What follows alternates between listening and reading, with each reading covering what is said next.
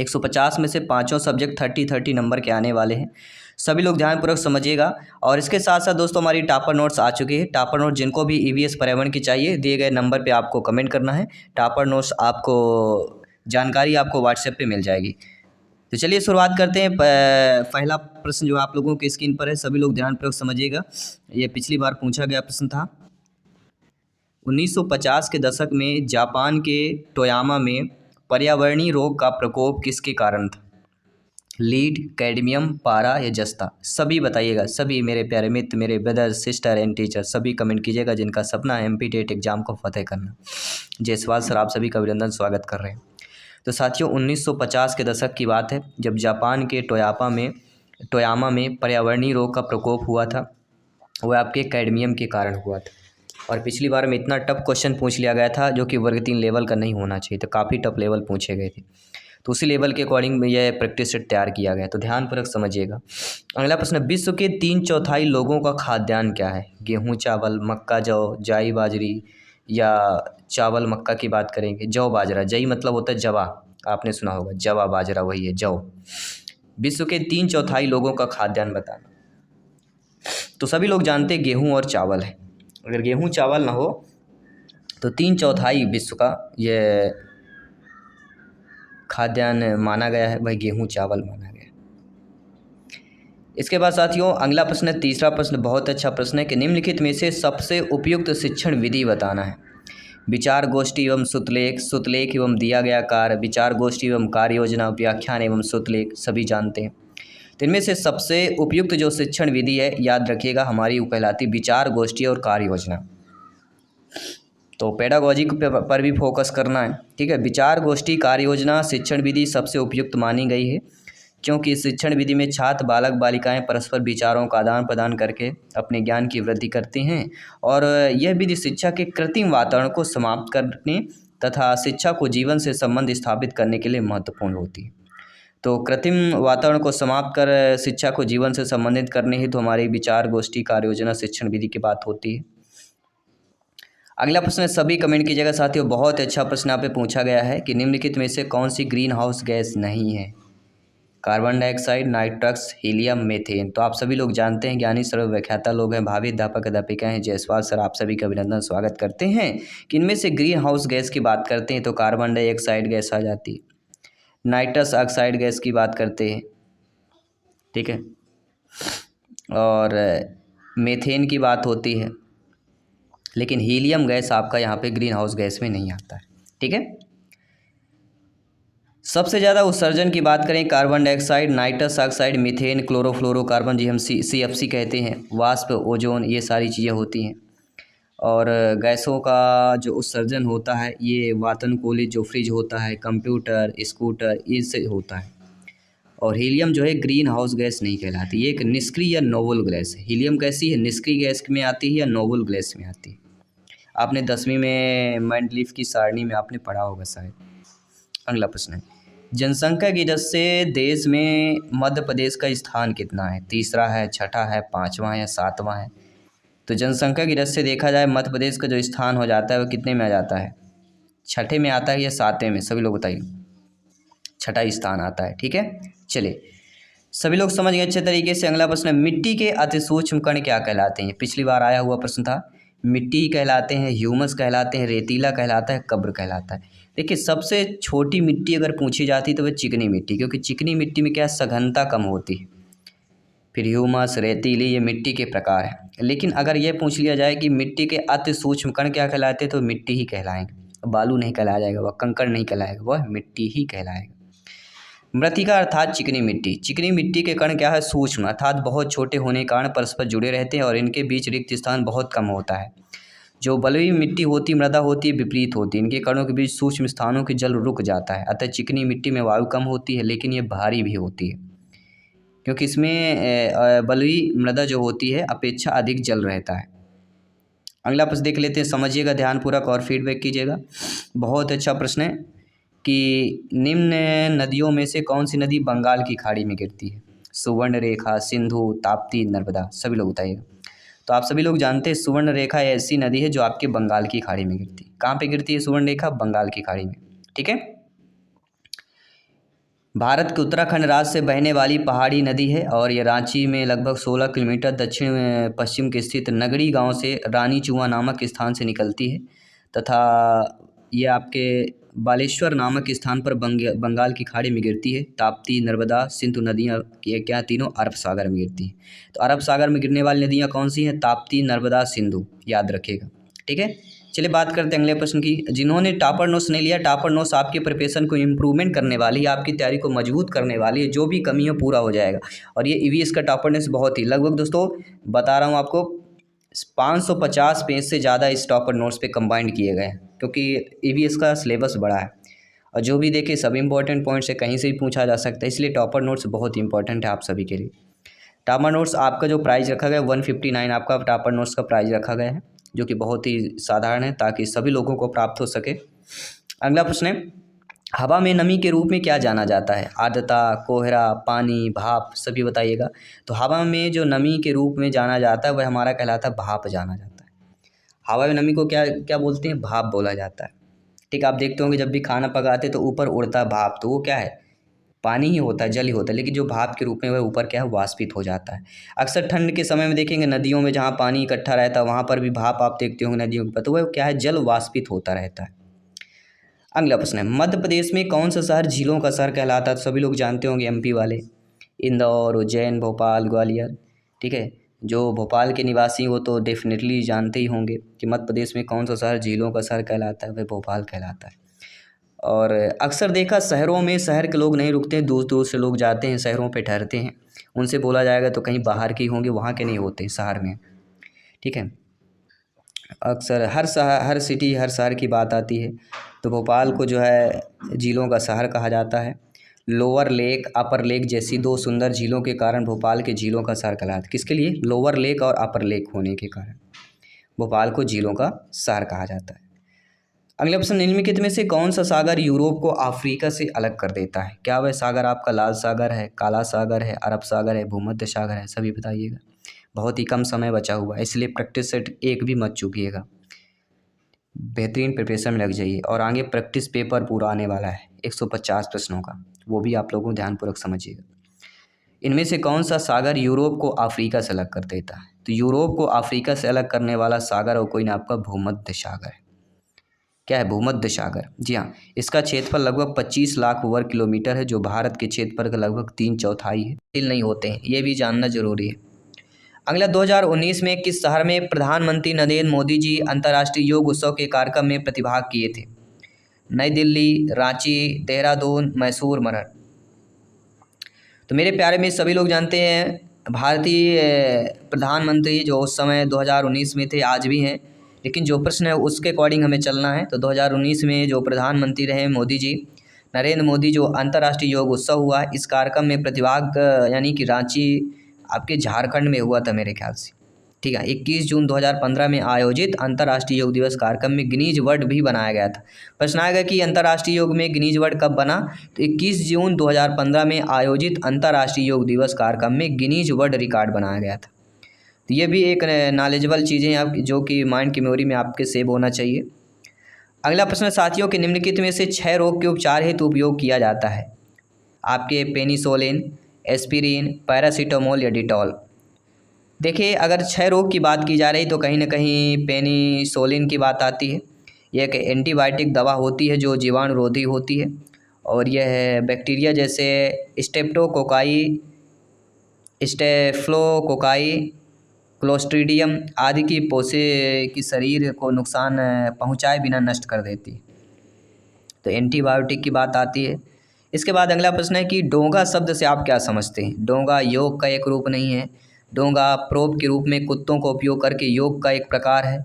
डोंगा कुत्तों से संबंधित है या उपरोक्त में से दिए सभी विकल्प सही है। डोंगा शब्द ध्यान रखिएगा, इंपॉर्टेंट क्वेश्चन है, अटपटा प्रश्न है, यही प्रश्न पूछे जाते हैं। डोंगा शब्द में आप जैसे समझते हैं कि डोंगा जो है प्रोप के रूप में कुत्तों का उपयोग करके योग का एक प्रकार होता है जिसे डोंगा कहा जाता है, क्योंकि डॉग माने कुत्ता, उसी को ही डोगा बना दिया गया, योग का नाम बना दिया गया। शीत ऋतु के समय प्राणियों की निष्क्रियता अवधि क्या कहलाती है? एसिड पेशन जिसे हम सुस्ती या शिथिलता बोलते हैं, सुप्तावस्था, पुनर्जन्म या मुकोन उत्परिवर्तन की बात होती है? सभी लोग यहाँ पे कमेंट कीजिएगा। तो शीत ऋतु के समय प्राणियों की निष्क्रियता अवधि क्या कहलाती है? वह कहलाती है सुषुप्त अवस्था। सुषुप्त अवस्था में प्राणी जो होता है वह निष्क्रिय अवस्था में होता है।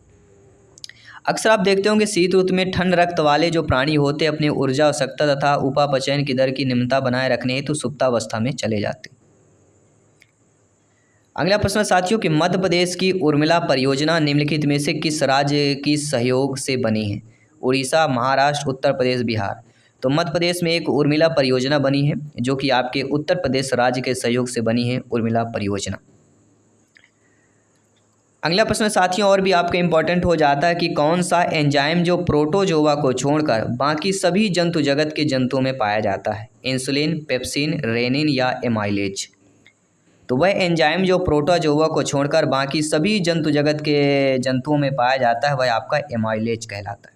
जी हाँ, एमाइलेज एक एंजाइम होता है जो कार्बोहाइड्रेट के पाचन में मदद करता है और इसे पित्ताशय और लार ग्रंथि द्वारा नाभित किया जाता है। अगला प्रश्न और भी इम्पोर्टेंट है, बहुत इंपॉर्टेंट क्वेश्चन है, करंट क्वेश्चन कह सकते हैं, नया क्वेश्चन कह सकते हैं, संभावित प्रश्न कह सकते हैं कि आयुष्मान कार्ड योजना कब शुरू हुई? 2015, 2017, 2019, 2021। आपको हर वैरायटी के यहाँ पे क्वेश्चन मिलेंगे क्योंकि हर प्रकार से हम तैयारी करते हैं। तो आयुष्मान कार्ड योजना कब शुरू होती है, कब शुरू हुई थी? तो लगभग सभी को पता होगा 2017 में इस आयुष्मान कार्ड योजना की शुरुआत की गई थी। और दुनिया का, जी हाँ दोस्तों, भारत नहीं दुनिया का सबसे बड़ा बीमा योजना है आयुष्मान कार्ड योजना। इस योजना के माध्यम से देश के करीब 40% लोगों को हर साल 5 लाख रुपए तक के मुफ्त इलाज की सुविधा मिलती है। ये एक गवर्नमेंट आंकड़ा के वजह अकॉर्डिंग हम आप सभी को बता रहे हैं। अगला प्रश्न है मेरे साथियों, मेरे सभी शिक्षक बंधुओं कि स्कूल ने पौधे के अध्ययन के लिए एक क्षेत्र भ्रमण आयोजित किया, इससे बच्चे क्या जान पाएंगे? कुछ पौधे को उनके नाम से पहचाने पाएंगे या पौधे के बाहरी लक्षणों को देखकर उनमें भेद कर पाएंगे?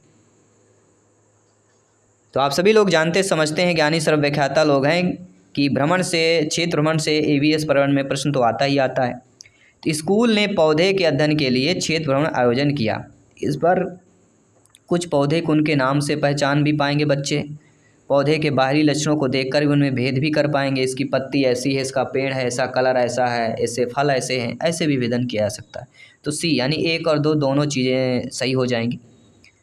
इसके बाद आइए जानते हैं अगला प्रश्न, बहुत ही प्यारा सा प्रश्न दिया गया है और प्यारा सा सभी को फीडबैक करना है और बताना है कि निम्नलिखित में से कौन एक शिक्षक की भूमिका के रूप में सत्य दिया गया है? क्योंकि आप सभी लोग एक शिक्षक की भूमिका निभाएंगे, शिक्षा का दान करेंगे, ठीक है, शिक्षा का प्रचार प्रसार करेंगे और इसीलिए हम कहते हैं राष्ट्र हित में शिक्षा। सभी मित्रों को जय हिंद, वंदे मातरम, पावर्ड बाय शिक्षा ही प्रकाश। क्योंकि शिक्षा हमेशा प्रकाश में इंसान को बना देती है, जहाँ शिक्षा होती है उस वहीं पर प्रकाशमय हो जाता है। तो आपके अकॉर्डिंग एक शिक्षक की भूमिका किस रूप में होगी, सत्य बताना है। शिक्षक को विभिन्न छात्रों की योग्यताओं, विशेषताओं और विविधताओं की उपेक्षा करनी चाहिए। शिक्षकों को केवल पाठ योजना पर ध्यान देना चाहिए। शिक्षकों को वार्षिक योजना के साथ साथ पाठ योजना पर भी ध्यान देना चाहिए। या कह सकते हैं ऑप्शन नंबर डी कि शिक्षकों को छात्रों के प्रति एक सामान्यीकृत रूढ़वादी दृष्टिकोण के साथ शिक्षण योजनाएं बनाते रहना चाहिए। अब देखिए, एक शिक्षक की भूमिका की बात की जा रही है और एक प्रश्न आना ही आना है शिक्षक की भूमिका से।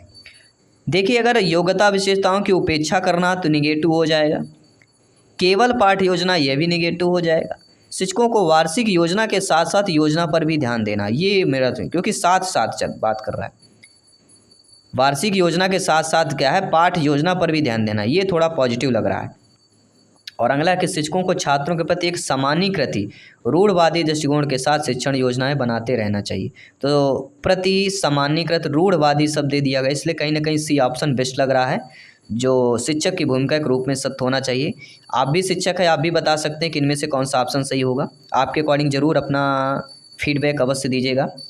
अगला है कि नीचे उन प्रश्नों के उदाहरण दिए गए हैं जो परीक्षाओं में पूछे जा सकते हैं, तो निम्नलिखित में से कौन सा कथन जो है एक नकारात्मक वाक्य होगा?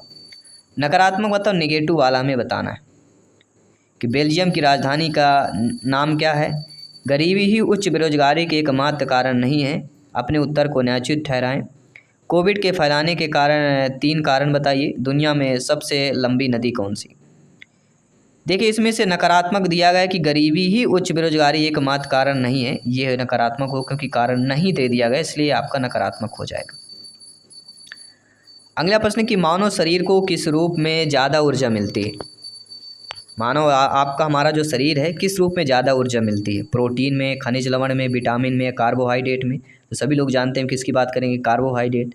और सबसे ज़्यादा कार्बोहाइड्रेट किस में मिलता है, सभी लोग बताइए। मानव शरीर के मुख्यतः कार्बोहाइड्रेट से ऊर्जा प्राप्त होती है और कार्बोहाइड्रेट मोनोसेकेराइड में बदलकर ऊर्जा प्रदान करता है। किस रूप में? मोनोसेकेराइड के रूप में बदलकर ऊर्जा हमें अपने बॉडी में देता है।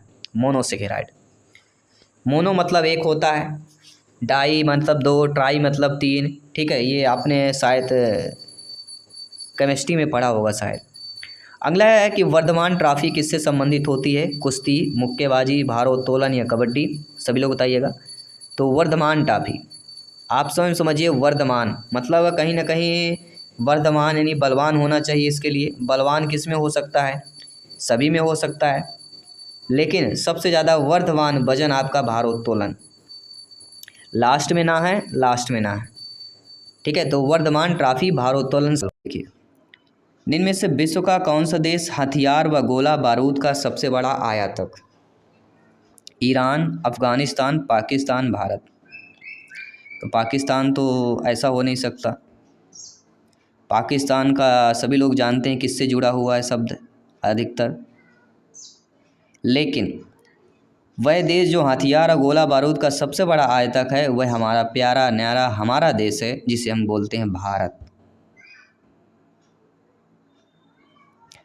अगला प्रश्न है, राष्ट्रीय पाठचर्या की रूपरेखा 2005 के अनुसार कक्षा में शिक्षक की भूमिका होनी चाहिए? एक आदेशक के रूप में, उत्प्रेरक के रूप में, नेता के रूप में या उपरोक्त में से कोई नहीं? तो जब आपकी नियुक्त होगी, आप लोग अध्यापक अध्यापिका शिक्षक बनेंगे, तो NCF 2005 यानी राष्ट्रीय पाठचर्या की रूपरेखा नेशनल करिकुलम 2000 फ्रेमवर्क 2005 के अकॉर्डिंग जो शिक्षक की भूमिका होनी चाहिए वह एक उत्प्रेरक के रूप में होनी चाहिए। B option is the right answer हो जाएगा साथी। अगला प्यारा सा प्रश्न है कि मध्य प्रदेश में पंचायत राज व्यवस्था का कौन सा ढांचा अपनाया गया है? 1 स्त्री, 4 स्त्री, 3 स्त्री, 2 स्त्री? तो पंचायत राज व्यवस्था अगर मध्य प्रदेश की बात करते हैं तो 3 स्त्री है, सभी लोग जानते हैं, समझ लीजिएगा। संभावित प्रश्न है भी। अगला प्रश्न है, राष्ट्रीय पाठचर्या की रूपरेखा 2005 के अनुसार बच्चों के आकलन का तरीका क्या होता है? वार्षिक परीक्षाएं, अर्धवार्षिक परीक्षाएं, दैनिक गतिविधियां या इनमें से कोई नहीं? राष्ट्रीय पाठचर्या की रूपरेखा 2005 के अनुसार बच्चों के आकलन का जो तरीका होता है वह दैनिक गतिविधियां होता है। अगला प्रश्न देखिएगा।